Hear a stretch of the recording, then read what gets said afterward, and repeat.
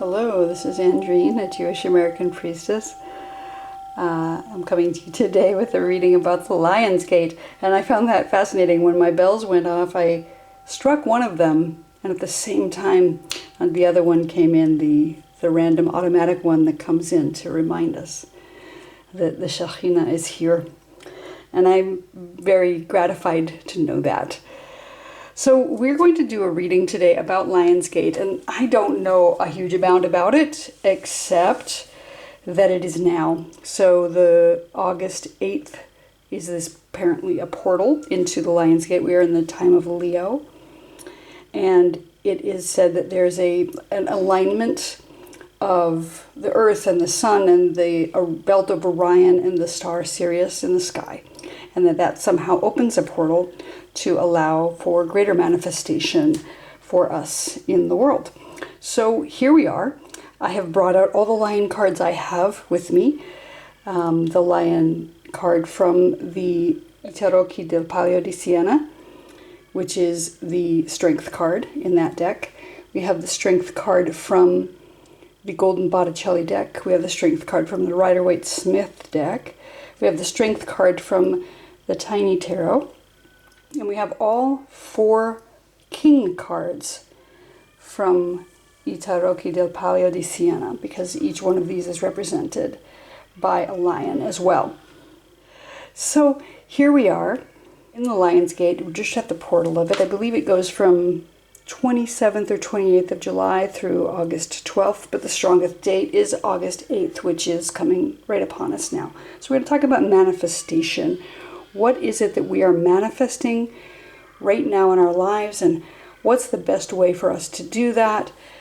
We're going to do a general reading for everyone who's watching, and we are going to do the Mogen David spread with the 6 points of the star and one additional completion in the center of the reading. So in order to get started, we're just going to do some shuffling of our Hebrunes in this olive wood bowl. And I'm going to lay down the first 3 and read those, and then we'll do the second 3 and read those, and then we'll come up with a final Hebrune as our outcome or further advice in the center. So starting out with what is coming down from above, I have the letter Tzadi. I'll set him right at the top here. In the lower right, we're going to have what is known about our situation, and we have the letter Resh. In the lower left, that which is unseen in our situation, and we have the letter Nun. So we'll start with those 3. So starting at the top of our reading, what is coming down from above? That's the placement of what is our message coming down from the divine at the top. And we have the letter Tzadi. Tzadi has the general feeling of justice. There's something about a tzaddik, who is a person who is righteous and doing what is right in the world, and tzedek, which is justice in itself. There's also the concept of tzayid, which is hunting, like looking for the good in things, and tzedakah, which is mutual aid, let's say. So we have all of those things here. The tzadi is said to look like the letter Nun, which is looking like this, with a yud on its back. Nun is the letter that talks about humility, and yud is the first letter of the divine name. So it's as if one is being humble in attempting to be a tzaddik, that is doing righteous works, because you have the divine at your back. And that's a beautiful reading to come down from above, that how we manifest things in the world from the perspective of the divine is to remain humble and call on the divine in order to get that support that we need to bring justice into the world, to bring that which is righteous into the world. Tzadi is also the letter that corresponds to the month of Shevat. And the month of Shevat is early in the year, early in the calendar year for us, and usually January-ish. And in that month, we have this holiday, Tu B'Shvat. Tu B'Shvat is the birthday of the trees. And you can see that Tzadi looks a little bit like a tree. It looks like it's got some branches there. And it also corresponds to the tribe of Asher. Now, Asher is the tribe, one of the 12 tribes of Israel. And Asher is the tribe that was the son of Zilpah. And Zilpah was from a different tribe. She was one of the handmaids that became the mother of some of the tribes. And she named her sons Asher and Gad. Asher and Gad were both Semitic deities, or Asherah, who is the goddess who dwells in the trees. And so there's this speculation that it's possible that Zilpah brought in that feminine divine who was worshipped through the groves of trees and set her right in the midst of her family. And because this corresponds to the birthday of the trees, the Asherah seems very fitting here. That we have this idea of justice, this idea of what's coming down from above is the notion that we need to bring justice into the world by remaining humble, by having the divine at our back. And that means taking care of the earth. It means taking care of the trees. It means taking care of the things that take care of us. The trees are the thing that actually give us oxygen to breathe. The only thing that keeps us alive on this planet is the oxygen, the thin atmosphere, the sphere of atoms that is around us on this planet, that is provided in large part by the trees, by plant life on this dead rock in space, otherwise dead without the plants. So in order to bring about righteousness, in order to bring about mutual aid and justice in the world, we need to respect the plants, to respect the trees in particular, and to respect the divine within the trees, because all living things have divinity within them. So we need to go hunting for that. We need to find the divinity within the plants, is what I'm hearing, is one of the ways that we can manifest. Because Tzadi is the number 90 in Gematria, it has this idea of the number 9 times 10. So the number 9, which is Tet, and is the first letter of the word Tov, Tov meaning goodness, times 10. So we have goodness times 10. We have this concept of the ultimate manifestation of goodness here in the Tzadi. The number 90 is also the number of years old that the matriarch Sarah was when her son Yitzhak was born. Now Yitzhak has the letter Tzadi in it, so it sounds a little bit like the Tze. And Sarah was 90 years old when Yitzhak was born. And so it has this also idea of giving birth, giving life to something when you are in your elderhood. She waited a very long time for Yitzhak to be born. And it's this ultimate manifestation of the Tet, which is like a womb. It's at 9 months of gestation. And here's 90, which is the number of years that Sarah was when Yitzhak was born. So this is ultimate manifestation of goodness and the ultimate manifestation of a gestation that has brought us here. This idea of justice, this idea of righteousness. And because Sarah was 90 years old when Yitzhak was born, there's this notion that any child who is born at any point in the world, you, me, everyone, has the ability to become a tzaddik, someone who is righteous.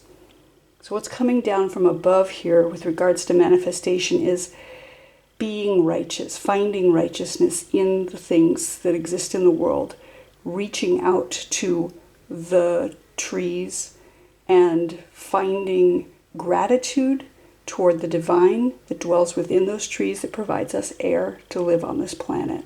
So that's a lot coming down from above for this Lion's Gate. But what can we do to manifest? Really lean into that gratitude. Really get in touch with nature, especially the plants, and tap into our own righteousness. Find the goodness in those things.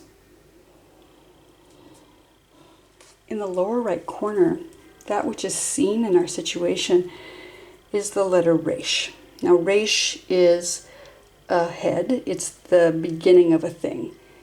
Resh is the first letter of the word Rosh, which means head.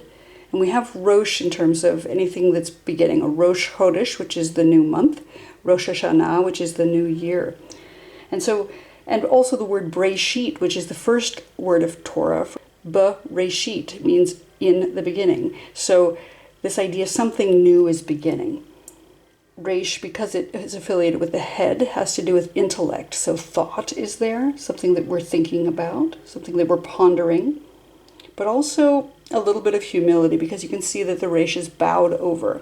So there's this bowed head here. So being humble is going to be important with this manifestation, and that's something we know. We know that in part because Sadi also has that idea of humility in it, but that we need to bow our heads in order to find the humility so that we can manifest what we need to manifest. In order to begin a new thing, we need to have a little bit of humility.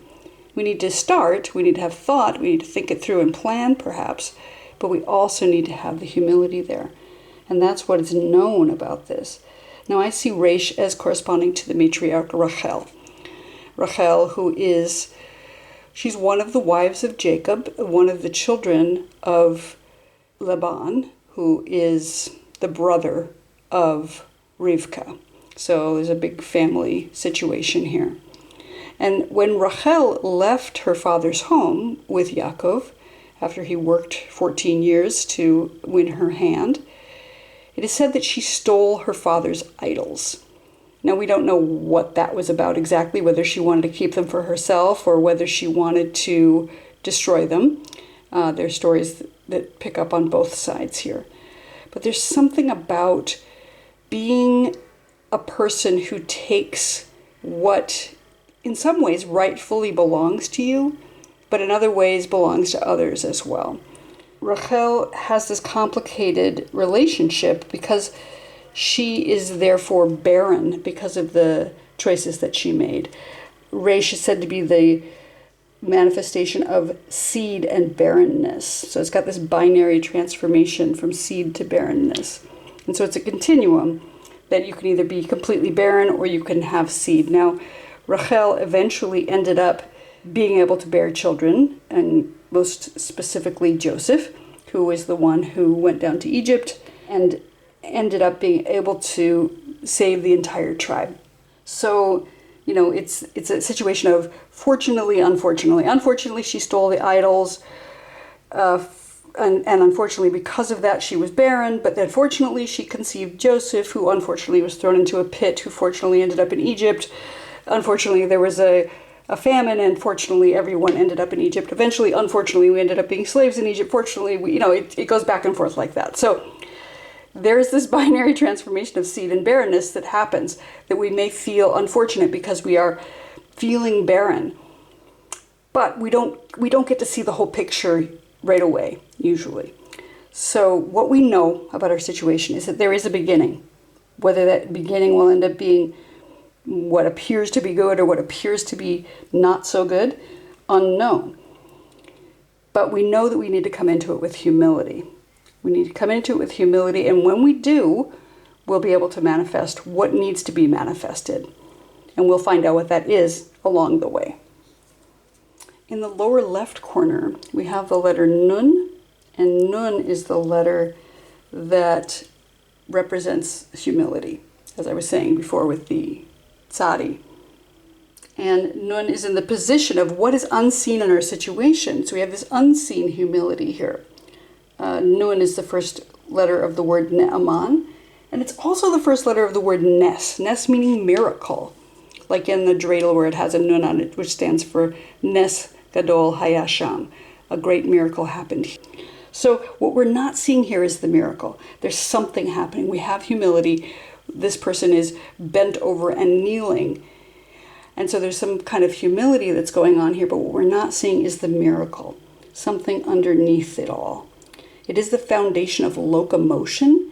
And so when I think about that, it's like there's been a start with the Resh, but it's a very slow, gradual start that we're not yet seeing the outcome yet. Locomotives are those that start out really gradually, and they build up speed and build up speed and build up speed until they're going at full blast.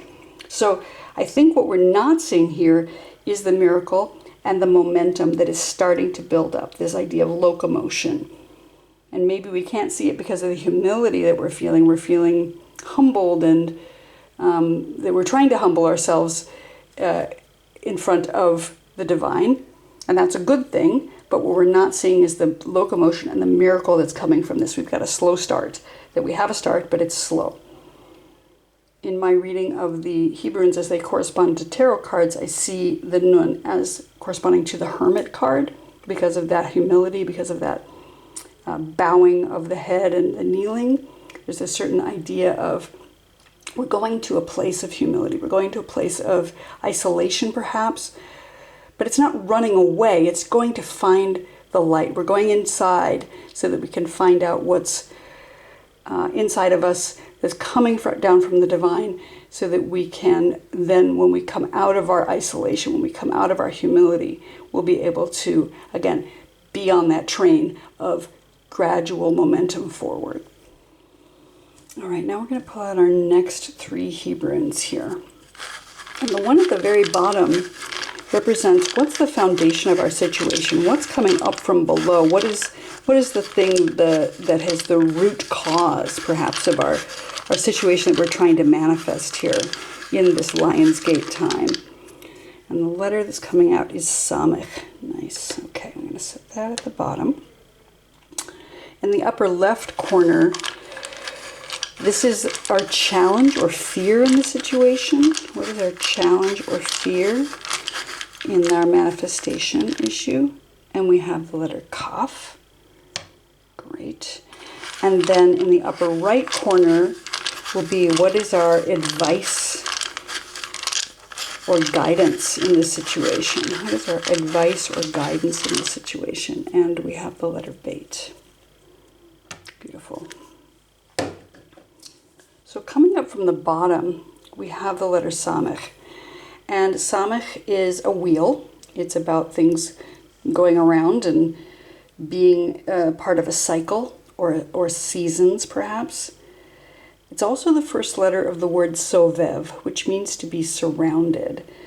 And in the very old Proto-Hebrew or the Paleo-Hebrew, it was a thorn. So I think about it being surrounded by thorns in the way that a rose is surrounded by thorns so that it can protect itself from anyone who's just going to come along and pick it. You have to be very mindful when you're approaching something covered in thorns. And so there's this underlying idea in our situation that the reason why we're having this question about how do we manifest is that we've set up good boundaries, that the Samech represents for me a boundary around a thing, as if you've put up a hedge, like so, around a situation for protection. And that's not a bad thing. That's an incredibly important thing. In order to manifest anything, it's really important to set up boundaries. And maybe that's what we're seeing here. Maybe that's the message that we have coming in. When we start manifesting, it's important to set up those edges so that we are protected. And there's that tone again saying to us, yes. That's kind of an exclamation point to me when I hear that when I'm speaking. So setting up good boundaries is essential when we're manifesting. It's important to set those up. You can set them up with prayer. We can set them up with thought. We can set them up with calling in ancestors or supports and guides. We can set them up physically by creating maybe a ring of salt, a circle of salt around our situation where we are setting up something when we're ready to manifest. It's important to set those boundaries. And it is the foundation of agitation. So there's been some kind of agitation going on underneath it all that's helping us to maybe spring forward into manifestation, because we have been unsatisfied with the way things are. We're trying to manifest something in our lives, and I don't know what that is for you, but you're trying to manifest something, and you're needing that because something has been dissatisfying. There's been some agitation or irritation that's going on. You're setting up your boundaries, and the wheels are starting to turn. And possibly you've been feeling comfortable, as well, or that you're trying to find that comfort, because that sovev idea of being surrounded can also be feeling protected, feeling supported. So either there's been some irritation underneath it all that is pressing you forward to manifest something, or you're finally comfortable enough that you feel like, here I am in this place of manifestation, that the agitation is maybe been set aside by the boundaries that you've set. And now that you've set those boundaries and you're feeling more supported and protected, you have the ability to move forward into your manifestation. And those wheels, like I said, are in motion. In the upper left corner, this is the position of what the challenge is in our situation. We have the letter Kaf. Kaf is said to be a palm of a hand or the sole of a foot. It's the binary transformation of wealth and poverty. So maybe what's giving us a little bit of fear or challenge in the situation is this imbalance. There's maybe an imbalance of power. It's the first letter of the word koach, which means strength or power. And the lion card, this is that letter that corresponds to the strength card in my reading of the Hebrunes. So here it is. The challenge here is strength. The challenge here is power. Maybe, again, imbalance of power. That there's something that maybe you've been giving too much in your life, or you haven't been asking for what you need to receive in your life. That you've been extending your hand and no one's been reaching out to take what you're offering. The letter Kaf is the letter that corresponds to the sun in the sky. And that's part of the reason why it corresponds to the Leo for me, because that's the time of year when the sun is high in the sky. It is the letter that represents the patriarch Yitzhak. Yitzhak, an incredibly problematic character in Torah, where he was, again, this child of Sarah, and his name means laughter, or maybe derision. It means something having to do with laughter or mockery. And there's this division between he and his brother, Ishmael, because it is said that Ishmael mocked him, or that Sarah laughed when she heard she was pregnant with him. And so this is his tribe, this Kaf. And so the idea of strength and power. And the reason why I affiliate it with Yitzhak is because he was bound hand and foot. So there's this power imbalance, that he was oppressed by his father in order to offer him up as a sacrifice to the divine. Hugely problematic story, hugely traumatic moment for this child. So we have these issues with fear. We have these issues with fear of power, this fear of oppression, maybe this imbalance of power, this inability to find balance with give and take right here. And that's hugely problematic, and that'll be a big problem with manifesting something. If you are giving too much or unable to ask for the help that you need, manifestation is going to be challenging for you. So find the strength within you, but don't give in to anyone else's strength. The other interesting thing about Kaf is that it is that which is over something. So the word keter, which means crown, also begins with Kaf. And it could be anything that covers the head, like a kippah, like a hat. It's also, again, the sun in the sky. So it has to do with that being over the head. And the idea of the skach that is on top of a sukkah in the fall time, when we build our little huts during Sukkot. Skach has two kafs in it. So that's the covering of the thing. It's also said that the hand of the Shekhinah covers over us to protect us from the sun, and the skach that's on top of the sukkah is like that hand of Shekhinah that's covering over us. And so there's this idea of protection here again. But because it's in the area that is problematic, we've got this hut that we build, the sukkah, which is this very bare bones dwelling place. And so it's not quite a home. It's not quite that protected area. So there may be a feeling of insecurity, that we're not protected, that we're not covered over appropriately, that we're not, again, asking for that which we need to ask for and receiving that which we need to receive. Maybe we're giving too much, and that we're in fear of being unprotected and or oppressed by something else. And what's the advice here, what's interesting about the advice here is that we have the letter Beit. And the letter Beit is the number 2. So Kaf is 20, which is 10 times 2, and Beit is 2. And Beit is a house. It's a home. It's where we dwell. And a lot of times I think about that as being in our bodies. It can be paying attention to our bodies. It can be the earth itself, like I said earlier with the tzadi, that we're supposed to take care of the trees, that we have the planet that we dwell on right now, and that is the thing that we need to take care of the most in order to manifest that which we need to see in the world. Beit is the first letter of Torah, as in Bereshit, in the beginning. And to that end, it talks about a beginning again, back to the Resh. So our idea here is to get started, to pay attention to our bodies, to pay attention to the earth. It is the binary transformation of life and death. So choose life is what I'm hearing here in the matter of manifestation, is to choose life. It's where does our soul dwell? It rules over Shabbat in the week. And so it also says to rest. The body needs rest. As the divine rested on the 7th day of creation, not because the divine needed rest, but because resting is a holy act. And we are asked to also rest on that day. It's the mouth also in the body. So I think about it in terms of speaking what we'd like to see into existence. That's a really important, that's a creative act. That's the way the divine creates, is by speaking.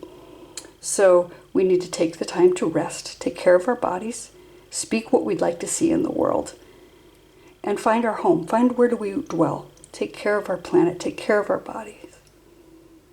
And I think about this as the matriarch Sarah who welcomed guests into her home. And she made her home wherever she was. She was an itinerant with her husband, Abraham. And so she had to make her home wherever she was. And so she had to be comfortable in her body.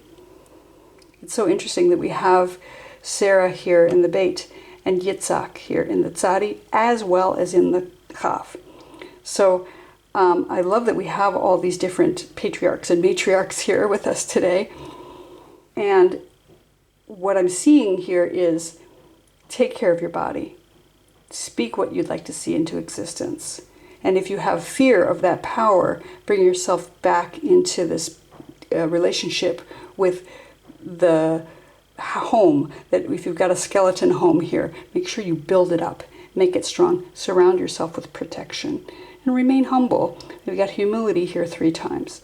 So, and basically a manifestation of a home here 3 times.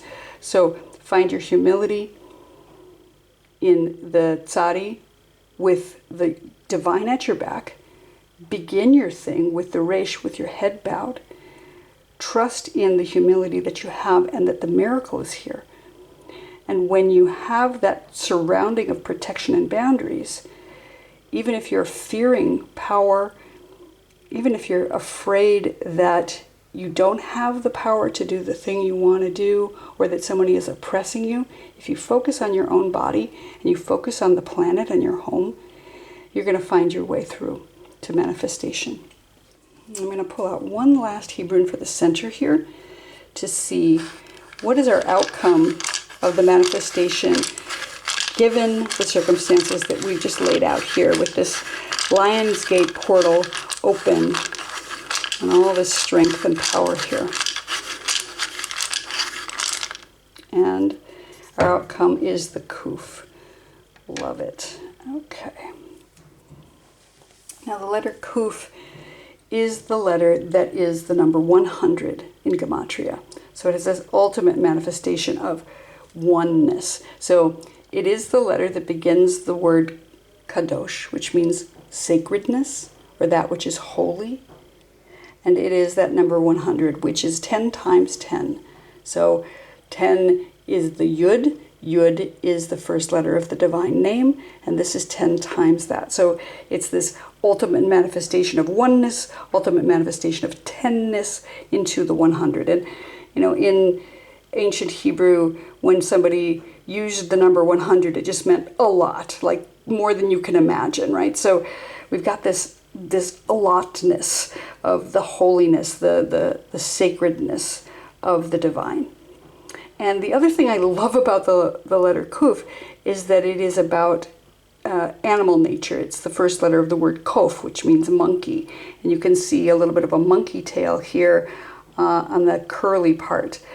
And a wand here, right? So you've got the Vav, which is the connection piece, and this sort of a resh, as well as that monkey tail. The Kuf is all about holiness and animal nature coming together. And we've got all these animals here, right? We've got all these lions here, which are wild. But on another level, the taming of the lion. And you could see that in the traditional cards, the maiden here with her infinity loop, the number 8 again, taming the lion. This one with her lily, taming the lion. And this one down here, who is nude, and she has a little bird on her hand, and she is taming the lion as well. So they're all using different implements to tame the lion, but the lion is being tamed. And that's what I think of with Kuf. But it is, for me, the letter that corresponds to the magician card in tarot. So as the magician, you've got that wand and you're taming this animal. You've got all the tools that you need to do the work you need to do in order to manifest what you need to manifest. It is this 100 years old that Avraham was when Yitzhak was born. So Sarah was 90. It is said that Avraham was 100.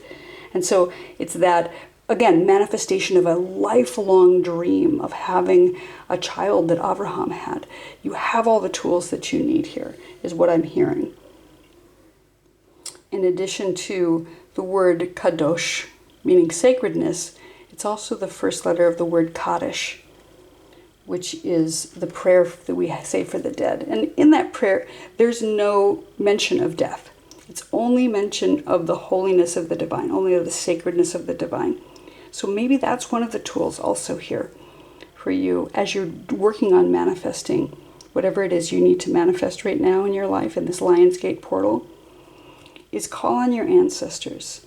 Have some sort of communication with the ones that came before you. Maybe say a prayer of gratitude to the divine for caring for those who have gone before. So just to recap what we have here, the tzadi at the top is about taking the time to be humble and have the divine at our back and be righteous, do justice, maybe give something in mutual aid to those who need it. Trust in the air that is given to you by the trees, and honor the trees on the planet. And honor the divine that dwells within the trees as well, the Asherah. Here at the beginning, what we know is the Resh. We have a beginning that is solid, and we're starting out with humility as we move forward on our manifestation, that we have the ability to start and that we should start. What is unknown right now, or what unseen, is more humility and a miracle that is coming. We have this miracle coming right now, and that we need to maybe spend some time in prayer or meditation to be a little bit of a hermit in order to take the time to find the tools that we need to manifest what we'd like to see in the world. That we need to set up protective boundaries, or that we have set up protective boundaries so that we feel confident in starting our manifestation. That we need to set up those wards of protection to trust that the agitation that we felt so far has just propelled us forward here. And now that we feel secure, it's okay to start the manifestation. That there may be a fear or a concern about a power dynamic. And if that is the case, that we need to find the shelter that we need. Again, that's surrounding protection. That if we're living in a house that's a little bit flimsy with a roof that isn't quite sheltering us, that we can call on the divine hand to shelter over us. that we need to take care of our bodies and our homes, our home that is our planet, in order to get right with the world, in order to manifest what we need to manifest. And when we do that, we'll come into a place of having all the tools we need in order to find the sacredness, to balance our animal nature and the holiness of the divine within us. And then we will have every power and every tool that we need to manifest what we'd like to see in the world. I think this is a beautiful reading for the Lion's Gate. For those of you trying to manifest something right now in the world, this is a great time to do it. Take your time, find what you need to do, spend some time in contemplation. And when you do that, you'll have the ability to manifest what it is you need to see. So thank you so much for watching. I appreciate you. Please like and subscribe to my channel if you enjoy these readings, and we'll see you here next time.